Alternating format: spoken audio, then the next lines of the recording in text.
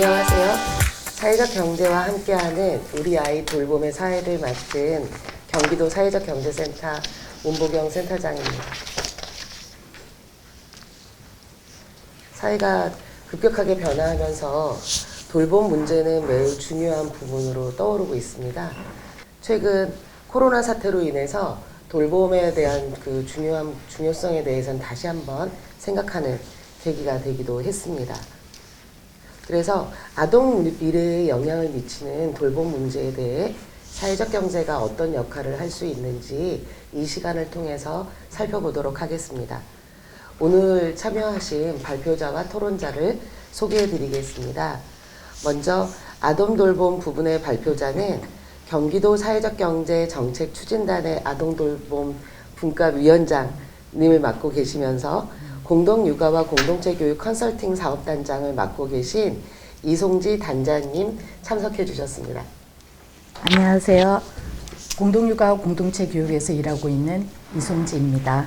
네, 그 패널 함께 하시는 패널 토론자는 먼저 이상우 위스테이 별내 사회적 협동조합 사무국장님이십니다. 네, 안녕하세요. 위스테이 별내 사회적 협동조합 이상우입니다. 네, 정성훈 인천대 교수님이십니다.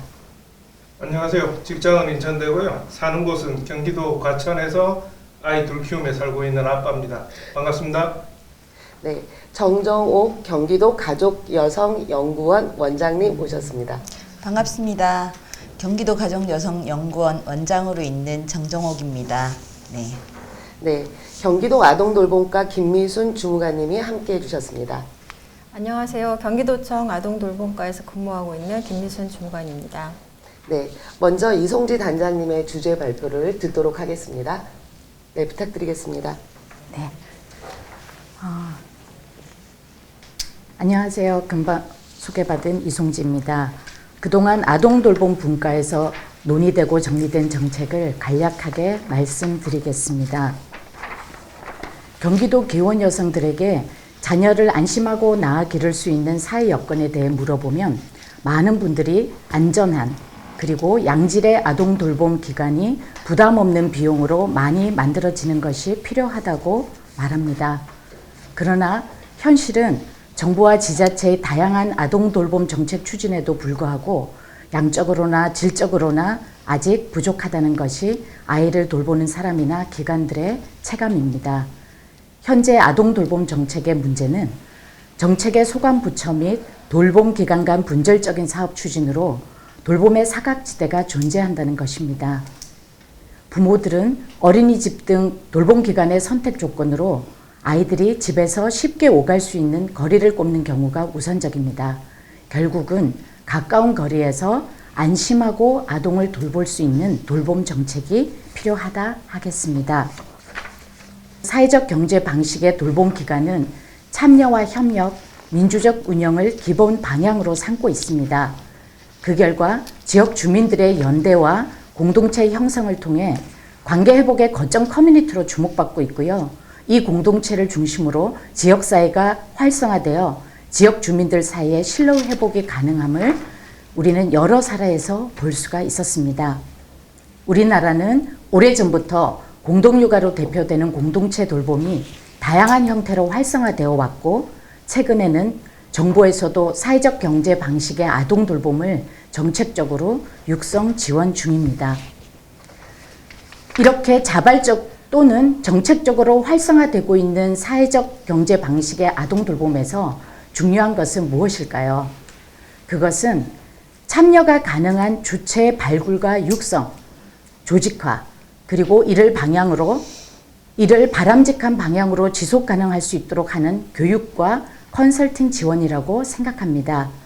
그래서 이번 정책 제안은 사회적 경제 방식의 아동 돌봄에 참여할 수 있는 주체들의 발굴과 육성, 그리고 조직화를 위한 경기도 특화 원스톱 지원 체계를 구축하는 것을 주요 내용으로 하고 있습니다. 다음은 정책 제안에 대해 구체적으로 말씀드리겠습니다. 첫 번째 정책 방안은 1. 주체 발굴부터 지속 가능한 방안 마련까지 체계적인 지원 정책을 수립하고 둘째, 기존 아동돌봄 관련 정부 정책의 적극 활용을 통한 시너지를 창출하며 셋째, 신규 사회적 경제 조직의 확산과 기존 사회적 경제 조직 활성화를 동시에 지원하는 방향으로 정책을 설계해 봤습니다. 첫 번째 정책 제안은 아동돌봄 사회적 경제 원스톱 지원 체계를 구축하는 것입니다. 세부 사업으로는 첫째, 중간 지원 조직 또는 특화 사업단을 설치 운영하는 것. 둘째, 강사, 컨설팅단 등 전문 인력을 양성하고 운영하는 것. 셋째, 영유아 돌봄, 초등 돌봄, 그리고 유치원 영역, 연계 파견 돌봄 기관 및 품앗이 육아 공동체 설립 등 각 영역에서의 특화 교육 및 맞춤형 컨설팅을 지원하는 것입니다. 이 정책은 다양한 형태의 아동돌봄 사회적 경제 조직들이 확산 추세임에도 특화된 교육 및 컨설팅이 부족합니다. 그리고 관심 있는 주민은 많지만 실행을 도와줄 기관이 부족하다는 현실에서 지속적이고 맞춤형 컨설팅 지원을 통해 주체들을 발굴 육성해서 사회적 경제 방식의 아동돌봄을 향상시키고자 하는 목적이 있습니다. 추진 계획은 이와 같습니다. 5개년 계획 정도로 중간 조직을 설치 운영하는 것, 그리고 특화 교육 및 맞춤형 컨설팅 지원을 각 영역에서 만들어내는 것으로 설계해 봤습니다. 두 번째 정책 제안은 아동돌봄 사회적 경제 사업화 모델을 지원하는 것입니다. 세부 사업으로는 첫째, 경기도형 패밀리센터 시범 운영. 둘째, 경기도 키즈 라이드 서비스 협동조합 설립. 셋째, 경기도 아동돌봄 거점센터 사회적 협동조합 인큐베이팅입니다. 사회적 경제 공동의 목적 달성을 위해서는 주체들의 활동과 사업이 필수적입니다. 따라서 이 정책의 목적은 발굴된 주체들의 위에 사업된 사업 참여를 통해서 이 주체들이 지속 가능하게 활동할 수 있는 기반을 마련하는 것입니다. 그리고 이를 통해 아동 돌봄의 공백을 해소하고 아동 돌봄 중심의 지역 공동체를 활성화하는 것입니다. 그리고 정책 제안 보시면 되고요. 그 추진 계획도 역시 마찬가지로 5개년 계획으로 주체 발굴을 해서 역량을 강화하는 거, 그리고 그 주체들이 참여하는 시범 사업 운영하는 거, 그리고 모니터링을 통한 평가 그리고 후속 사업들을 추진하는 것으로 계획해 봤습니다. 세 번째 정책 제안은 아동돌봄 사회적 경제 조직들을 지원하는 것입니다. 세부 사업으로는 첫째, 경기도 아동돌봄 사회적 경제 조직을 인증하여 지원의 자격 요건을 갖추는 것입니다. 둘째는 아동돌봄 사회적 경제 인증 조직에 교육, 공간, 금융 등을 지원하는 것입니다. 셋째는 경기도 아동돌봄 사회적 경제 인증 조직들을 사후 관리하는 것입니다. 이 정책의 목적은 아동돌봄 분야 사회적 경제에 대해 금융 및 공간 지원을 해서 어려움들을 해소하고 활성화할 수 있는 기반을 마련하는 데 있습니다.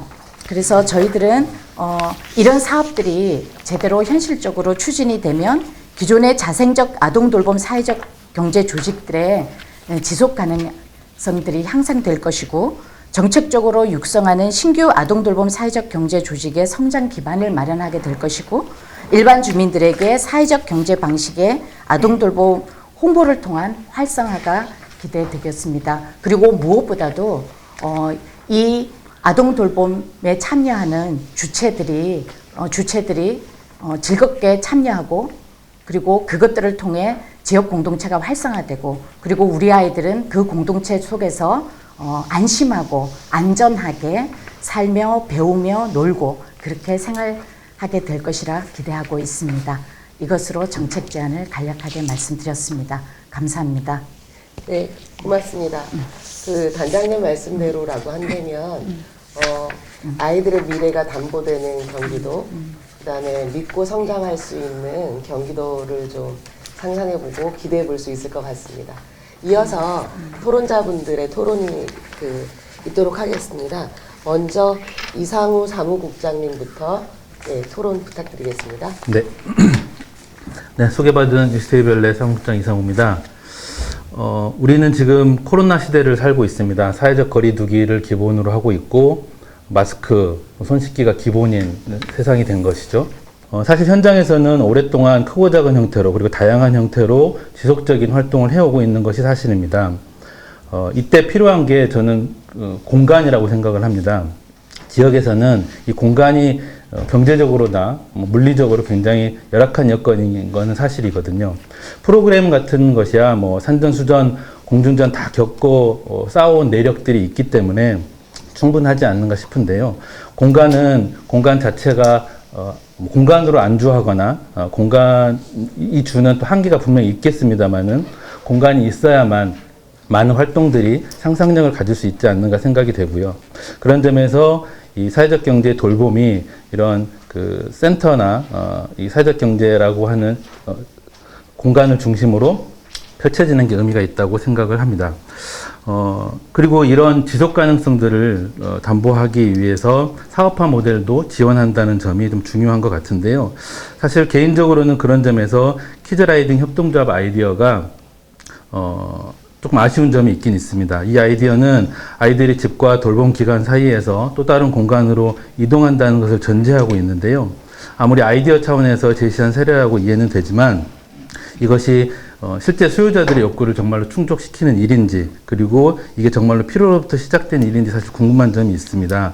물론 그 필요와 욕구가 실제한다고 해도 사회적 경제가 이 일을 정말로 수행해야 되는지 의문시 되는 지점도 있습니다. 아이들이 어디에서 움직이고 왜 움직이는지를 안다면 이런 움직이는 것을 지원하는 것이 아니라 정해진 거점에서 충분히 안전하게 지낼 수 있는 대안이 제시돼야 되는 거 아닌가, 이것이 더 본질적인 문제가 아닌가 생각을 했기 때문입니다.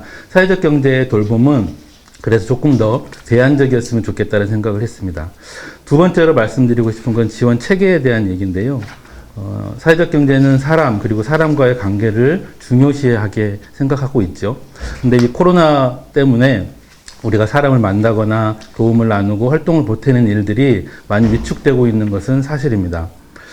제가 속해 있는 사회적 협동조합이 사실 배움과 돌봄을 지향하는 마을 공동체인데요. 공동육아 방식의 시립 어린이집을 운영하기 위해서 오랫동안 노력을 많이 해왔거든요. 그런데 여러 가지 기준 미달로 사실 현장에서 이렇게 낙방된 게 최근의 일입니다. 그래서 이런 지역 현장에서 사회적 경제 조직의 이 고민들을 지원해주는 그런 조직이 정말로 있어야 되겠구나. 이 현장의 원스톱 지원 체계가 정말로 있어야겠구나라는 생각을 했습니다. 그래서 이런 지원 체계에 대한 부분이 앞으로 이 사회적 경제의 중요한 부분이 될 것 같은데요. 제가 이 정책 제안서에서 제일 마음에 들었던 단어가 바로 촘촘함이었습니다.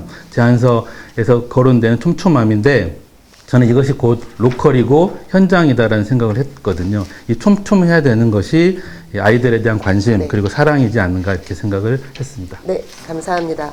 네, 긍정적인 토론뿐만이 아니라 키즈 라이드 서비스 같은 경우는 조금 더 심사숙고해 볼 필요가 있겠다라고 하는 의견까지 주셨습니다. 감사합니다. 그럼 이어서 정성훈 인천대 교수님의 토론을 이어지도록 하겠습니다. 예, 저는 제안 정책 세 번째 경기도 아동돌봄 사회적 경제 조직 지원에 관해서 하나는 조금 추가 설명을 드리고자 하고, 하나는 약간의 우려 지점과 관련해서 추가해서 인증 기준과 관련된 이야기 하나를 보태도록 하겠습니다. 먼저 첫 번째로 왜 이런 지원을 하는가에 대해서 아마도 동의가 이루어지는 게 어려울 수도 있는데요. 그래서 이제 특히 최근에 이 재난기에 우리 사회 지금 문제가 되고 있는 돌봄 역량 문제, 이 문제와 관련해서 사회적 경제 아동 돌봄이 상당히 뛰어난 대안일 수 있다, 그런 이야기를 좀 드리고자 합니다. 아동 돌봄 사회적 경제 조직은 쉽게 예를 들자면 공동육아 사회적 협동조합 어린이집이나 그런 협동조합 형태의 초등 방과후 등인데요. 예. 지금 이 어린이집은 일반 어린이집 기준에서 민간 어린이집 기준의 지원만 받고 있고, 초등 방과후의 경우에 거의 지원을 받지 못한 채 부모들이 내는 출자금과 교육료, 이것으로만 운영이 되고 있는데요. 그렇게 이제 힘들게 운영을 하면서도 최근에 상당히 보람을 부모들이 느끼고 있습니다. 저도 아이들을 이런 것들을 통해서 키워서 지금은 중학생이 됐는데, 제 후배 조합원들이 최근에 하는 모습을 보면 역시 돌봄 역량이 높게 돼 있다 이런 느낌을 갖습니다. 뭐냐면 우리 사회가 이전에 이런 시설 육아를 시작하기 전에 다 부모가 독박 육아를 했죠. 그 대신 그 부모들의 그 돌봄 역량은 뛰어났다고 할 수 있습니다. 그런데 사실 맞벌이 시대가 되면서 시설과 협조해서 해야 되는데 그렇게 되면서 최근에 일어난 일은 사실은 너무나 사실은 하루 종일 부모가 아이를 돌보는 그럴 수 있는 역량이 너무나 떨어져 있는 거죠. 그리고 또 이웃과 함께 이렇게 서로 아이를 맡아가면서 할 수 있는 역량도 떨어져 있습니다. 근데 이런 공동육아 협동조합을 경험한 부모들은 최근에 어떻게 하고 있느냐면 이제 어린이집은 당연히 협동조합 어린이집은 문을 닫았습니다. 그런데 거기서 맺어진 부모들의 인연하고 교사들과의 인연 이런 것 속에서 두세 집씩 이렇게 품앗이로 협동을 하면서 그렇게 이제 아이들 함께 지금 그 키우고 초등 방과후 같은 경우에 몇 집씩 모여서 함께 EBS 수업을 듣고 이렇게 보내거든요. 근데 이럴 때 그런 거죠. 감염 위험 이런 게 우려되지만 부모들 사이에 신뢰가 쌓여있기 때문에 제 아이도 이제 중학교 1학년 요번에 들어갔는데 그 혼자인 그 동녀인 그 제 친구 집에 가서 같이 하고 합니다. 그럴 때 전제는 뭐냐면 우리 서로는 부모들끼리 이걸로 감염이 일어난다고 하더라도 우리는 원망하지 않을 수 있는 신뢰가 쌓여 있다는 거죠. 그리고 또 공동육아 어린이집이나 보내면서 저도 주방 보조 뭐 이런 거를 많이 경험했고 했기 때문에 그런 돌봄 역량이 비교적 높은 편이기 때문에 크게 어려움을 겪지 않고 있다는 겁니다. 그래서 과연 최근에 이제 모든 어린이집 관련해서 국공립을 많이 만들자 이런 것이 이야기되고 있는데 과연 그것만이 대안인가? 그냥 국공립의 보육교사한테만 맡기고 부모는 아무 참여도 하지 않으면 그냥 잘 키워지는 그것만이 이 돌봄의 대안인가? 오히려 부모의 그 역량도 돌봄 역량도 함께 높이면서 그것을 교사가 돕는 이런 협동 형태의 사회적 돌봄 기관이 공공이 더욱 활성화해야 할 방향이 아닌가 이게 제가 첫 번째로 부연 설명을 드리고자 하는 거고요. 두 번째로 이 지원제도와 관련해 가지고 어떤 그러면 돌봄 기관을 신뢰할 수 있는 기관을 하느냐인데 그와 관련해서 기본적으로는 비영리 기관에 대해서만 한정해서 해야 될 거고 근데 이제 이 제안서에 빠져 있는 부분 하나만 지적하자면 근데 이제 사회적 협동조합 같은 비영리 기관을 빙자한 알고 보면 임원들이 자기 보수를 다 챙기는 기관이 이런 사기가 생길 수 있죠. 그걸 막으려면 비상근 임원의 보수에 대한 확인 절차, 무보수나 혹은 아주 최저 활동비만 지급하는 그런 것을 확인하는 절차는 필요하다고 봅니다. 예. 네, 충분한 시간 못 드려서 죄송합니다. 그 돌봄에서 정말 가장 근간이 돼야 되는 거는 신뢰이고 그 다음에 그거를 우리가 좀 구조화할 수 있는 이런 과제까지 함께 제시해 주셨습니다. 그러면 이어서 우리 정정옥 원장님의 말씀 듣도록 하겠습니다. 네. 앞에 토론자와 발제자이신 이송지 단장님 말씀 잘 들었습니다. 저는 그 돌봄 체계 구축에 있어서 지속 가능성에 대해서 말씀드리고자 합니다. 저희가 공동육아가 20년에 걸쳐서 그동안 부모님들의 부침과 우여곡절 속에서 마을 공동체에 대한 부분으로 확장되기도 하고 또한 다른 협동조합의 구조로도 가기도 합니다. 저도 이제 돌봄에 대해서 뭐 십수년 동안 이러저런 활동을 하다 보니까 돌봄에 대한 유형들은 지금 경기도 일대에는 정말 여러 유형으로 많습니다. 심지어는 도서관부터 시작해서 작은 도서관부터 시작해서 조그맣게 공부방까지 더불어 이제 영유아 부분에서는 가정 돌봄까지 이렇게 정말 다종다용한 돌봄의 체계들이 많이 구성되어 있습니다. 그러나 이것들이 어떤 유형의 차이로 인해서 국가나 혹은 경기도 지방자치의 어떤 지원이나 이 받는 내용들이 대단히 다릅니다. 그런 것들을 하나로 모아내는 역할로서 여기서 말하는 원스톱 지원체계 구축에 대한 정책 내에 그것이 포함되어 있다고 생각합니다. 그래서 대단히 환영할 일이다라는 점인데요. 지속 가능성에 대해서는 저는 가능할까? 얼마만큼 지속 가능할까라는 고민이 많습니다. 해서 지속 가능한 것에 대한 체계를 5개년 계획이라고 말씀하신 데 대해서 대단히 고무적이다 이런 생각이 들기도 합니다. 우리는 아주 오랜 기간 동안 품앗이 돌봄으로 시작해서 공동육아, 지금은 지역사회를 중심으로 한 사회적 협동조합, 어린이집 혹은 돌봄, 초등돌봄 이런 것들을 많이 구축해 놓았습니다. 그래서 돌봄체계 구축들이 다종다용하고 그것이 국가가 혹은 우리 경기도나 지방자치단체에서 어떻게 지원할 것인가의 고민 속에서 이 자리가 마련됐다고 생각하는데요. 저는 대단히 아쉬운 게 국가나 지방자치단체나 기타 등등의 많은 행정체계들이 이들을 지원하는 그 순간 그들의 수많은 규제들이 같이 따라옵니다. 쉽게 말하면 관리 모드로 넘어간다는 거죠. 그래서 우리가 돌봄 생태계가 지역사회에 안착되기 위해서는 가장 중요한 것이 그것을 관리 운영하는 행정체계들이 공감대를 형성하고 행정체계들과 돌봄의 주체들이 함께 모여서 그것의 공동의 논의와 방향을 설정하는 이러한 모임과 논의들이 추가되었으면 한다라는 고민을 해봅니다. 다시 말하면 아무리 마을 내에서 혹은 아파트 내에서 돌봄의 형태를 구축해서 우리는 이렇게 하겠노라 했지만 그것이 그들의 스스로의 힘으로 자본과 재정을 운영할 수 없기 때문에 지방자치단체나 이런 경기도에서 지원을 해야 합니다. 지원을 하는 순간 공무원들은 수시로 바뀌고 또 다른 측면에서 충분한 사회적 경제 혹은 지속 가능성의 중요함, 돌봄체계에서의 지역 생태계 안착이라는 이 개념이 확보되어 있지 않으면 끊임없이 지금까지 주어져 왔던 규제 내의 방법으로 그것을 문제 제기합니다. 심지어는 지원만 하고 가만히 놔두면 정말 잘할 텐데 그것을 몇 가지 몇 가지의 방식으로 간섭을 하고 관리 모드로 접어드는 순간 자율성이 떨어져서 갑자기 몸이 굳어지는 이 돌봄 생태계가 경화 현상이 일으켜지는 이런 부분에 대한 문제를 저는 지적하고자 하고요. 그럼으로써 이 부분을 매뉴얼화하거나 이런 것들을 만듦에도 불구하고 공무원과 함께하는 시스템이 구축되었으면 한다는 바람을 보태봅니다. 네, 감사합니다. 네, 감사합니다. 감사합니다. 그 사회적 경제가 지금 현재 제도화되면서 갖고 있는 딜레마 중에 하나가 지속 가능성과 이런 그 좀 자율성에 관한 문제들인데 어김없이 또 여기에서도 그런 이슈가 좀 내재되어 있습니다. 그래서 좀 장기적으로 이제 고민해봐야 될 것 같고 그만큼 또 이제 시민 주도성이 얼마나 중요한지 다시 한번 좀 생각하게 되었습니다. 네, 그 끝으로 그 김미순 주무관님의 말씀 듣도록 하겠습니다.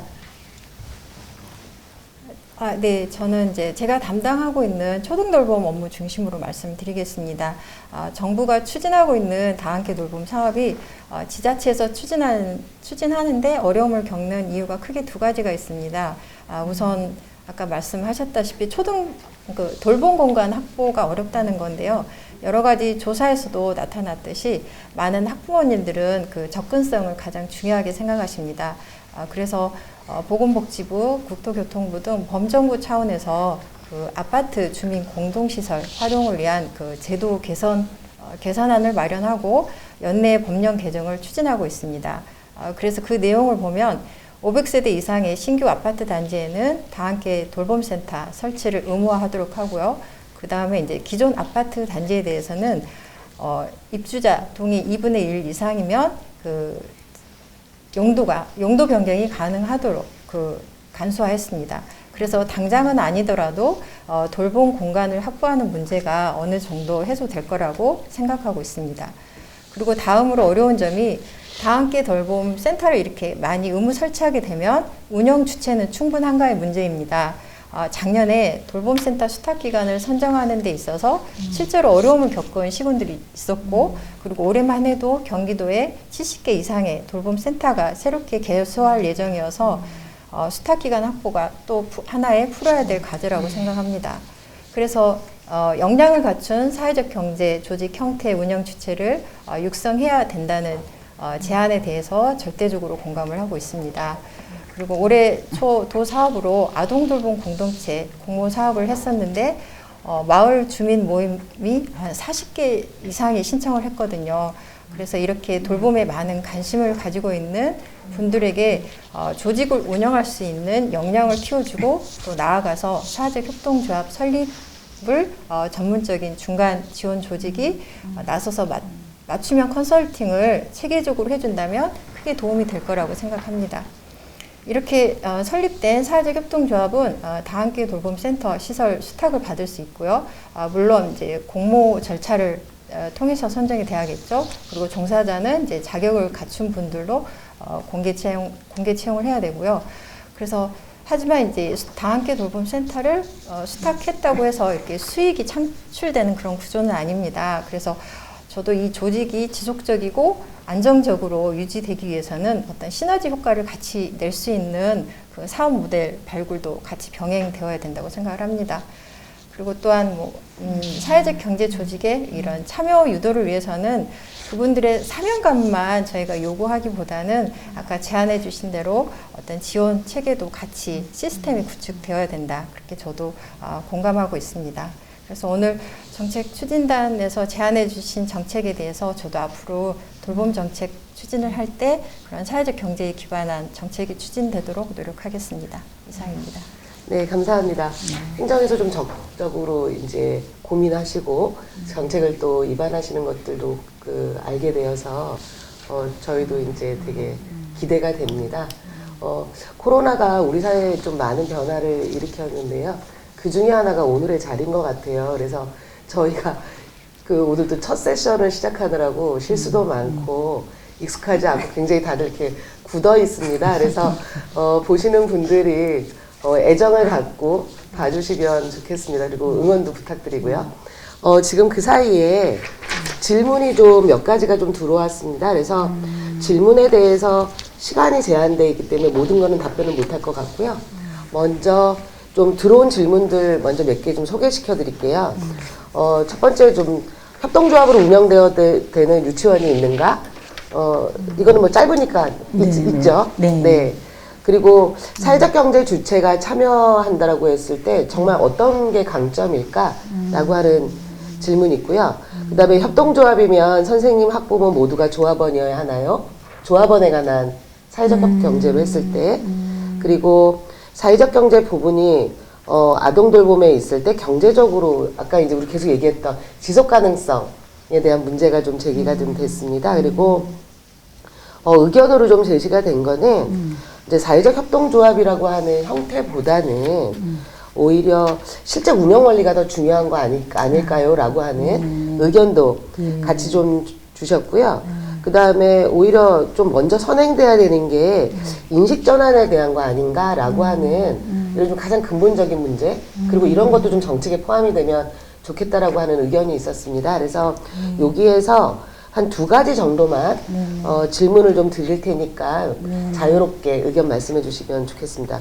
먼저 첫 번째로 좀 사회적 경제가 갖고 있는 이제 강점이 뭐냐, 그 다음에 이제 거버넌스에 관한 문제 하나 부탁드리고 싶고요. 두 번째는 지속 가능성과 좀 실현 방안, 이거에 대해서 좀 패널 분들하고 해서 나눠서 의견 주시면 좋겠습니다. 어느 분부터 먼저? 지속 가능성에 대해서 제가 네. 한 말씀 드리겠습니다. 저희들이 사회적 경제, 돌봄 분야에서 사회적 경제에 대한 부분으로 접근하게 된 것은 사실은 2013년부터 본격적으로 이루어진 일입니다.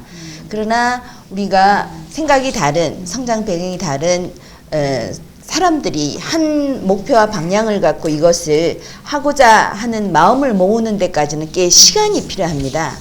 그런데 이제 지자체나 국가가 지원하는 과정에서는 성과를 내기를 많이 요청합니다. 그러니까 천천히 기다리고 아까 우리 정성은 교수님께서도 말씀하셨듯이 신뢰가 바탕이 되어야 한다는 이 기다림에 대한 조급성이 정말 이렇게 충돌하고 있더라고요. 그래서 신뢰를 쌓는 기관에 우리가 인큐베이팅을 어떻게 하느냐에 대한 고민을 사실은 아마 이송지 단장님께서도 되게 고민을 많이 하셨을 텐데요. 그 과정의 기다림을 잘 지켜주고 신뢰가 쌓아지는 그 이후에 그들이 스스로 누가 시켜서가 아니라 주체로 이 일을 하게 되면은 저는 이것이 자가동력이 발생할 거라고 생각하고요. 그것을 기다려주고 지켜주고 지원하는 이 시간에 아까 촘촘히 켜켜라는 말을 통해서 우리가 잘 보듬어 준다면 한 3, 4년이 지나면 이들이 사회적 협동조합에 대한 이해와 그리고 구성원들에 대한 신뢰와 그리고 우리들이 갖고 있는 창의력이 지역사회, 마을과 함께 녹여나면서 스스로 힘을 발휘하는 이 많은 사례들을 저는 봤습니다.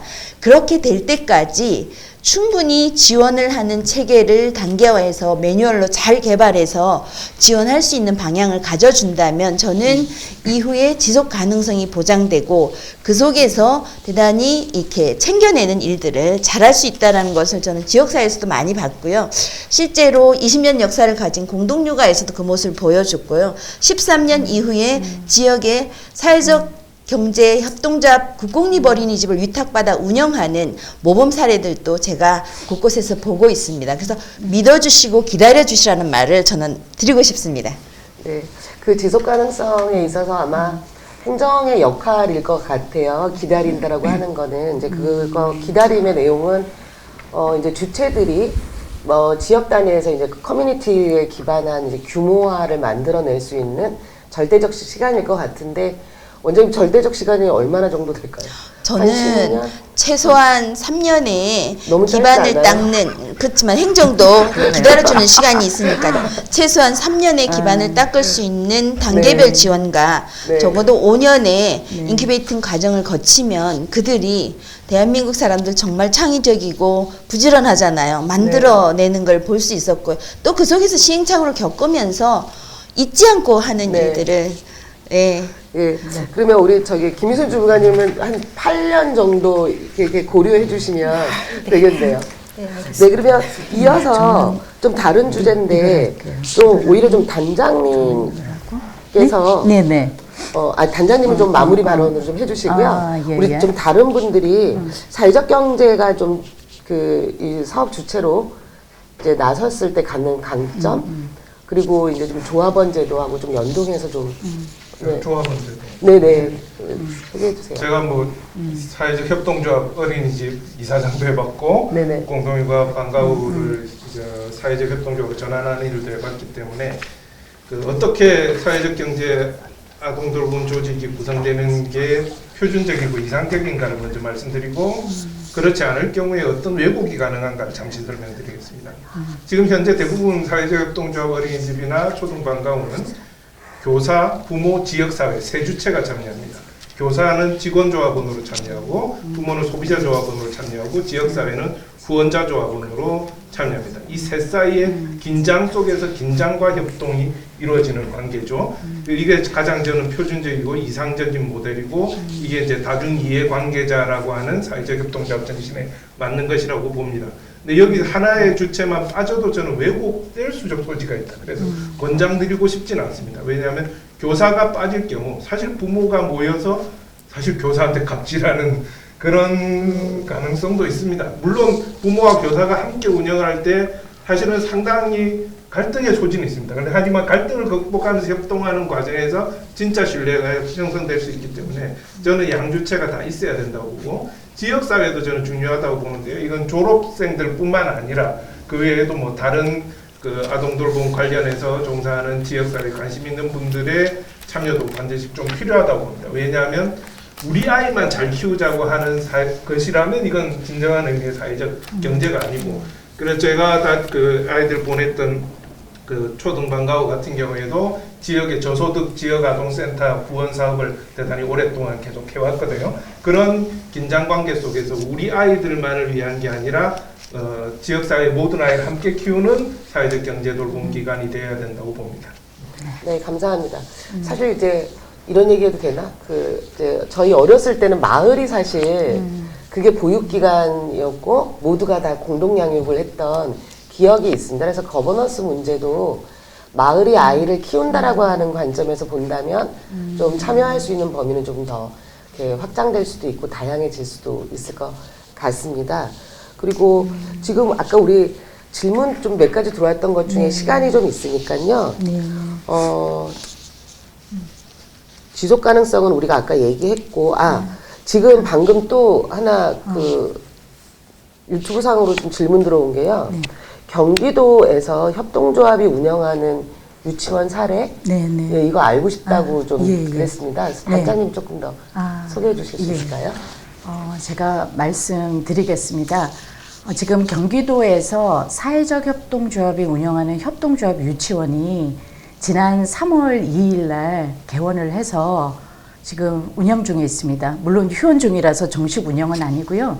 긴급 돌봄을 하고 있는데 아마 우리나라에서 부모들이 문제를 느낀 부모들이 직접 나서서 협동조합을 만들고 그 협동조합이 운영하는 유치원을 만들어낸 사례는 처음이지 않을까 싶습니다. 서울에 한 군데가 있는데 그곳은 기존에 운영되던 곳이 협동조합으로 전환을 한 사례입니다. 그래서 동탄, 화성에 아이가 행복한 사회적 협동조합 유치원이 있습니다. 근데 이 사례가 굉장히 좋은 게 그 공간 마련이 굉장히 어렵잖아요, 유치원은. 근데 이 공간 마련에 지자체에서 나서서 화성시에서 운영하고 있는 그리고 교육청에서 운영하고 있는 이음터, 복합 교육문화 공간인 이음터에 이 유치원이 운영할 수 있도록 임대를 해주셨어요. 그래서 가능한 거고요. 그래서 지금 방금 우리가 말한 여러 가지, 그러니까 관의 여러 가지 지원 정책들 그리고 주체들의 그 자발성 이런 것들이 다 함께 버무려져서 지금 시작을 했습니다. 그래서 이 모델이 안정적으로 정착을 하게 되면 앞으로 많은 지역에서 특히 유치원 영역에서 협동조합들이 운영하는 기관들이 나타나지 않을까 이렇게 기대를 하고 있습니다. 네, 고맙습니다.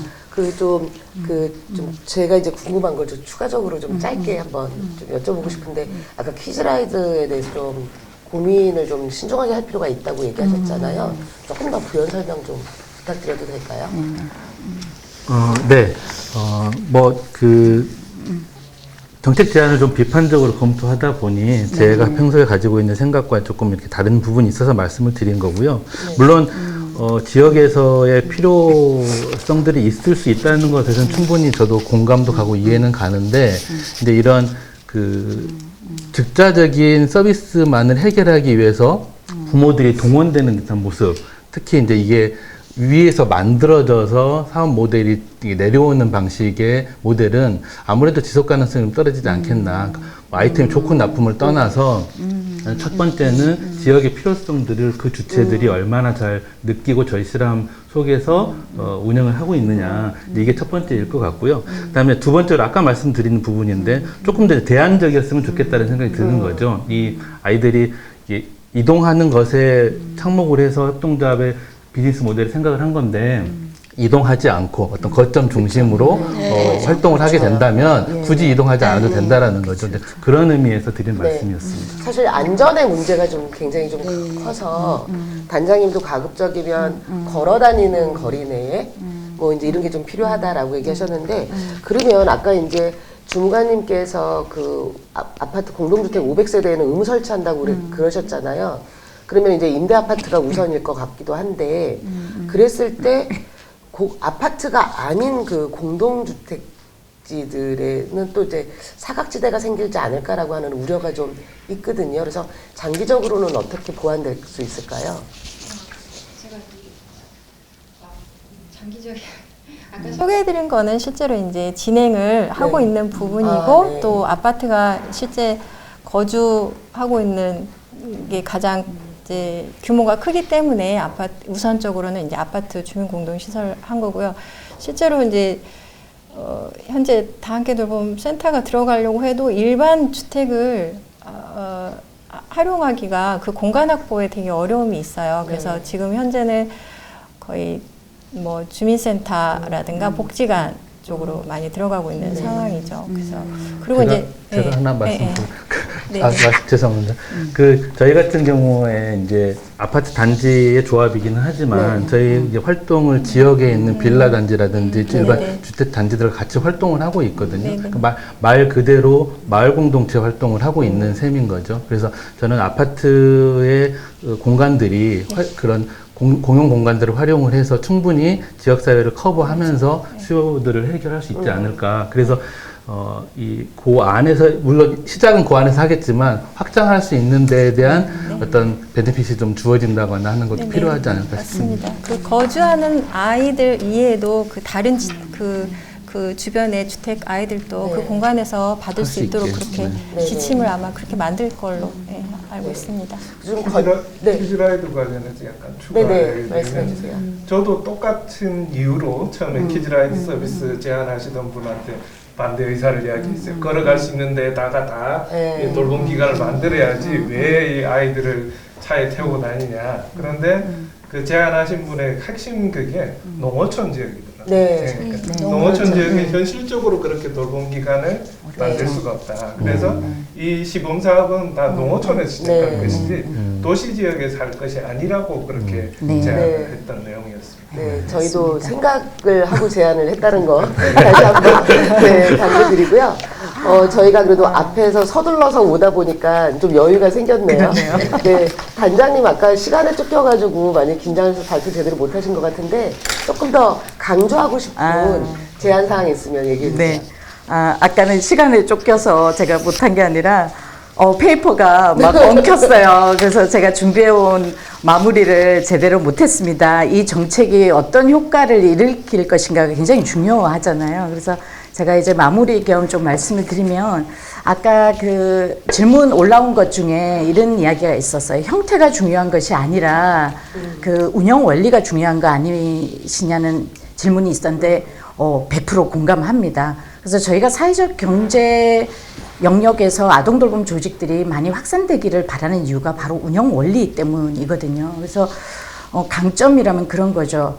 그 구성원들, 참여하는 그 조합원들의 의견이 사소한 거라도 다 반영이 되고, 그리고 아동돌봄을 하고 있는 협동조합이나 뭐 사회적 기업들에서 어떤 의사결정을 할 때 그 조합원들 또는 구성원들의 의견이 다 반영되어서 서로 다 논의되고 합의가 되어서 결정이 된다는 거, 이게 강점인 것 같아요. 그렇게 결정이 되면 그 구성원들이 그 여러 가지 그 돌봄 기관에서 실행되는 여러 활동들, 사업들을 아주 그 열정적으로 이렇게 믿음을 갖고 추진하는 걸 본 적이 있어요. 그래서 특히 돌봄 기관에서는 서로 함께 좀 힘들 때 협력해서 뭔가를 나누고, 이번 그 코로나 사태처럼 그게 굉장히 중요해서 그런 분위기를 만들어내는 거, 이거는 사회적 경제 영역의 강점이다, 이렇게 생각을 합니다. 그래서 저희는 사회적 경제 조직들이 아동돌봄 분야에 많이 참여하게 되기를 원하고 있고요. 그리고 무엇보다 아까 이제 쭉 나온 의견 중에 이게 이제 그 사회적 협동조합이나 사회적 기업 이런 것들이 사람이 움직이는 거라서, 특히 중요한 게 사람이라서 여기에 참여한 분들이 정말 나는 정말 이런 돌봄 역량이 있었구나, 이것들을 좀 끄집어내고 강화돼서 정말 내 아이뿐만 아니라 지역의 아이들도 함께 돌볼 수 있고, 그리고 교사들도 마찬가지고 지역의 활동가들도 마찬가지고, 그래서 그런 많은 돌봄의 의지들을 가진 많은 분들이 지역에서 등장이라는 표현을 쓰죠. 등장해서 성장하기를 원하고 있습니다. 그래서 저희 정책은 아까 말씀하셨듯이 마음에 들어 하셨던 거, 촘촘한 돌봄 체계를, 공백이 없는, 그래서 농어촌에서의 키즈라이즈 이런 것도 저희가 한번 구상을 해봤던 거고요. 그래서 촘촘하게 돌봄 체계를 구축하자. 그래서 거기에서 소외되는 아이들이나 그런 그 부모 활동가들이 없애야겠다, 이렇게 생각을 했고요. 그리고 무엇보다 사람들, 돌봄에 대한 의지나 필요성이 있는 사람들을 등장시켜서 그들을 육성하고 역량을 좀 끄집어내고 강화해서 이분들이 지역사회에서 아동 돌봄, 교사만 하는 거라는 생각이 있어요. 그래서 그게 아니고 함께 할 수 있는 그런 분위기를 좀 만들어 보자. 이게 저희 정책의 핵심입니다. 그래서 저희는 무엇보다 그렇다면 이런 공간들이 많이 만들어지고 이런 지역사회가 되면 가장 중요한 건 그 속에서 아이들이 어떻게 성장할 것인가잖아요. 그렇다면 이런 사회적 경제 영역에 이런 조직들이 갖고 있는 이런 협력적인 분위기, 서로 돌보는 분위기, 이런 것들이 아이들에게 고스란히 전달이 된다고 봐요. 그거는 영유아 때나 뭐 초등 때나 마찬가지로. 그래서 그 아이들은 이런 분위기 속에서 어릴 때부터 협력적인 인간, 그리고 어릴 때 서로 나누는 인간, 그리고 내가 가진 역량을 같이 나누는 그런 사람으로 성장하기를 기대하고 이런 정책을 짜봤습니다. 네, 감사합니다. 그 짧은 시간인데 되게 다양한 얘기가 좀 나왔고요. 최근에 그 온라인 등교 때문에 이제 발생했던 문제들을 좀 봤을 때, 이 우리나라가 아직도 이제 디지털 격차가 있잖아요. 그거를 이제 마을 교사들로, 그 다음에 이제 그 주민센터가 그 역할을 할 수 있는 이런 좀 다양한 해법이 좀 제시되는 걸 보면서, 아, 이 촘촘한 마을, 그 다음에 그 촘촘한 마을 돌봄이게 되겠죠. 그게 그 일자리도 만들어내고 서비스 질도 높일 수 있다라는 것에 대해서 좀 다시 한번 생각해 볼 수 있었습니다. 그래서 오늘 이제 이게 이제 시작이고요.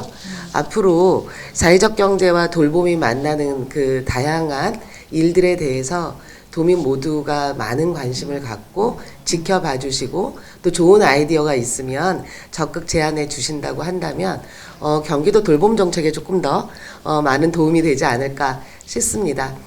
긴 시간 아까 이제 짧은 시간이라고 그랬죠? 예, 짧은 시간 동안 함께 해주셔서 감사합니다. 이것으로 오늘 1세션 토론은 마치도록 하겠습니다. 감사합니다. 감사합니다. 감사합니다.